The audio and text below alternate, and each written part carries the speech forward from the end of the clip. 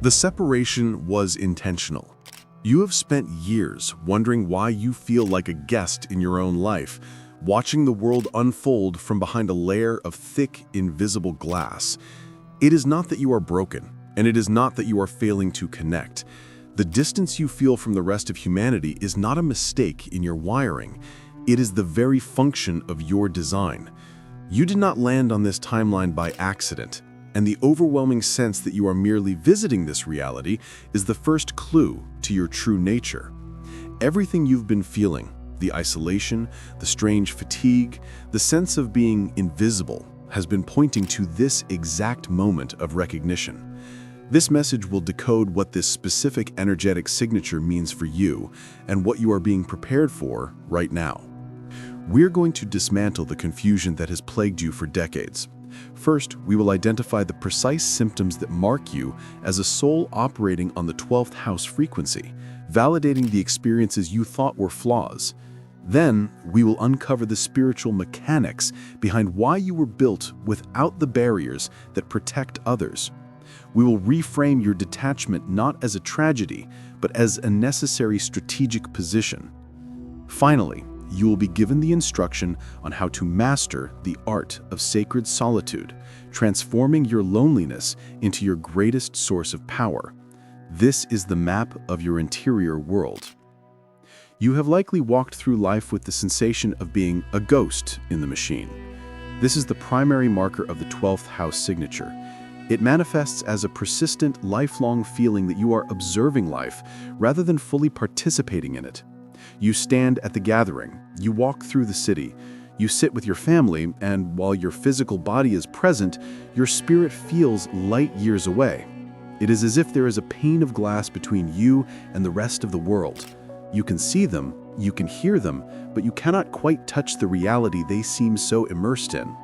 They are playing a game that you do not understand, investing their energy in dramas that seem trivial or hollow to your perception. This often leads to a profound and confusing exhaustion. You might find that crowded spaces drain you faster than physical exertion ever could. It is not just that you are introverted, it is that the sheer density of human energy feels heavy to you. You walk into a room and you don't just see the people. You feel the weight of their unspoken thoughts, their hidden grief, and their suppressed anxieties. You leave social interactions feeling as though you have run a marathon, requiring days of silence just to return to your own baseline. This is often misdiagnosed as social anxiety or avoidance, but it is neither. It is energetic saturation. There is also the phenomenon of invisibility.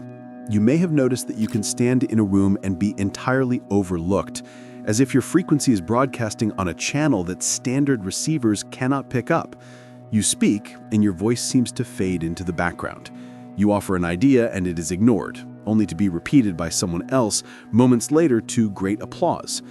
This experience of being unseen can be painful to the ego, creating a deep wound of unworthiness. You begin to question your relevance. You wonder if you matter at all. But this invisibility is not a rejection from the world. It is a spiritual cloaking device. You are not being ignored because you are small. You are being overlooked because your energy is vibrating at a frequency that belongs to the periphery, to the unseen realms, to the spaces between the worlds. You are the watcher, not the actor, and the watcher must remain unseen to see clearly. But identifying these symptoms is only the surface. To truly master this life, you must understand the mechanics of why you were built this way. The 12th house is known in the ancient maps of the stars as the realm of the void. It is the ocean from which all life emerges and to which all life returns. It represents the collective unconscious, the place where boundaries dissolve and all things become one. Most people are born with a strong definition of self, a solid ego structure that acts as a container, separating me from you. This container allows them to function in the world without being overwhelmed by it. They have thick skin, energetically speaking. They can walk through a crowd and only feel their own emotions. You were designed differently. Your energetic architecture was built without these standard filters. You are porous. The walls that separate your individual soul from the collective soul are thin, translucent, or in some cases, non-existent. This is why you feel everything. You are not imagining the heaviness in the air. You are metabolizing the psychic currents of your environment. When you feel a sudden wave of sadness that has no origin in your own life, you are often feeling the grief of the collective. When you feel a surge of anxiety that makes no logical sense, you are sensing the tremor of the world around you. This lack of barriers is not a manufacturing defect. It is a specialized sensitivity required for your mission. Imagine a deep-sea diver or a radio telescope. To pick up the subtle signals from the deep or the distant stars, the instrument must be incredibly sensitive. If it were shielded too heavily, it would receive nothing. You are that instrument. You were sent here to sense the undercurrents, to read the energy that others ignore, and to hold space for the truths that society tries to bury. The pain you feel is the friction of raw reality hitting your unprotected spirit. Society will tell you that you are too sensitive. They will tell you to toughen up or to grow a thicker skin. But to grow a thicker skin would be to destroy the very gift you brought to this planet. You cannot armor yourself against the world and simultaneously heal it. You cannot shut out the signal and still be the receiver. The challenge is not to build walls, but to learn how to manage the flow of the ocean that moves through you. You are not drowning. You are simply a creature of the deep trying to walk on land. The pressure you feel is the difference between your native atmosphere and the dense gravity of the material world. If these signals are hitting your spirit, it is not by accident. This is the work done here. If you feel called, stay with this message until the end. The shift in perspective coming next is the key to turning this burden into a weapon of light. We must pivot now from diagnosis to reframe. You have spent years viewing your detachment as a problem to be solved. You have tried to force yourself to engage, to care about the things everyone else cares about, to mimic the enthusiasm for the material game. And every time you try to fake this integration, you feel a sickness in your soul. You feel like a fraud. This is because you are trying to violate the law of your own positioning. The feeling of not belonging is not a sign that you have failed to integrate. It is a sign that you are being protected from corruption. The 12th house soul is often kept on the margins of society intentionally. If you were fully embraced by the system, if you fit perfectly into the corporate ladder, the social hierarchy, or the cultural narrative, you would be asleep. You would be lulled into the same trance that holds the rest of humanity. The system rewards those who play by its rules with comfort and validation. By denying you that comfort, by making you feel like an outsider, the universe is keeping you awake. Your detachment is strategic positioning. Consider the spy or the anthropologist. They enter a culture to observe it, to understand it, perhaps to influence it, but they can never fully go native. They must retain a part of themselves that stands apart, a part that remembers where they came from and what their true assignment is. You are here to work within the matrix, but not to be of the matrix. Your inability to take the game seriously, the career titles, the status symbols, the social climbing, is because deep down you know it is a stage set. You see the props for what they are. This specific positioning allows you to see the truth. Because you are not desperate for the tribe's validation, you can see the tribe's dysfunction. Because you are not addicted to the system's rewards, you can identify the system's prisons. You are the whistleblower of the soul. You are the one who stands at the edge of the village and watches the horizon for the storm that no one else believes is coming. If you were busy dancing in the center of the square, you would miss the signs. So, when you feel that ache of loneliness, realize that it is the cost of your clarity. You are kept apart so that you remain uncorrupted. You are kept in the void so that you can hear the guidance that is drowned out by the noise of the crowd. This is not rejection, it is authorized clearance. You have been placed on the high ground, and while the air is thin and cold up there, the view is necessary for the survival of the whole. You are not left out, you are posted up. However, understanding this intellectual reframe is not enough. You must know how to live it. You must have a way to exist in this world without being crushed by it. This brings us to the practice of sacred solitude. For the 12th house soul, solitude is not a luxury. It is a biological and spiritual necessity. The world tells you that isolation is dangerous, that being alone is sad. You must reject this programming entirely. For you, solitude is the charging station. Because you have no filters, because you are constantly absorbing the psychic debris of the world, you need periods of absolute emptiness to discharge that energy. When you are alone, you are not lonely. You are returning to your natural state of oneness. You are washing off the static of other people's minds so you can hear your own frequency again.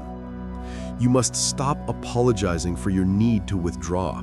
You must stop feeling guilty when you decline an invitation, leave a party early, or spend a weekend in silence. This is your maintenance protocol.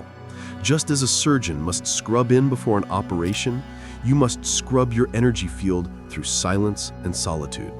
If you do not, you become clogged. You become reactive, moody, confused, and physically ill.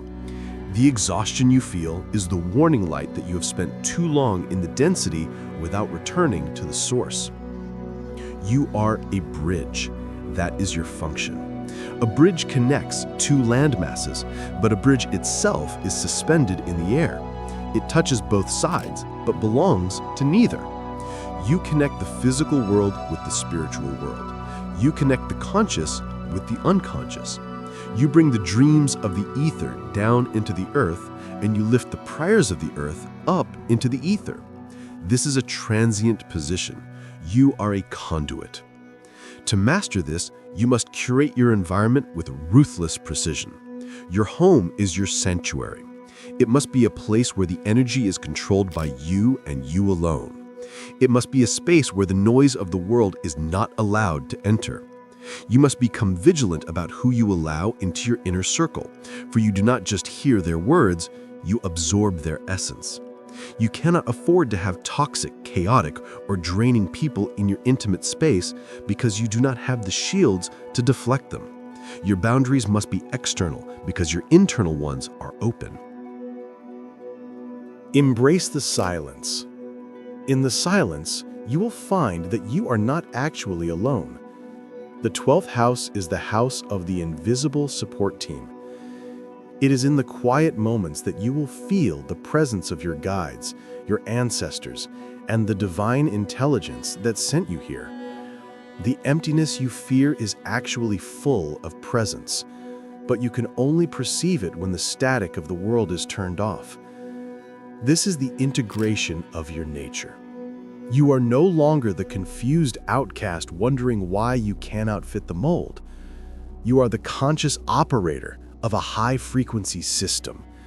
The things that plagued you, the sensitivity, the detachment, the invisibility, are now understood as the tools of your trade. You are no longer the one being thrown around by these patterns. You are the one reading them and moving with them on purpose. You can stop fighting your own design. You can stop trying to force yourself into the small, rigid boxes of the material world. You were made for the ocean, not the puddle. The sadness you felt was the grief of a vast being trying to compress itself. The fatigue was the cost of carrying the weight of a world you were meant to observe, not carry. Walk with this knowledge. When you feel the urge to pull away, honor it. When you feel the overwhelm of the crowd, step back without judgment. When you feel the ache of not belonging, remember that you belong to something much older and much larger than the temporary structures of this society. You are the guest, the observer, the bridge. Your strange solitary path is not a mistake.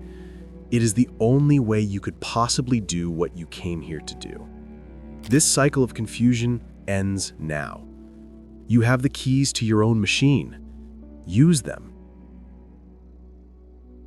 If you enjoyed the content and want to see more, please consider clicking the subscribe button. Your support is very appreciated. Feel free to share your experiences or thoughts in the comments below. Until next time, take care and subscribe for more insightful content.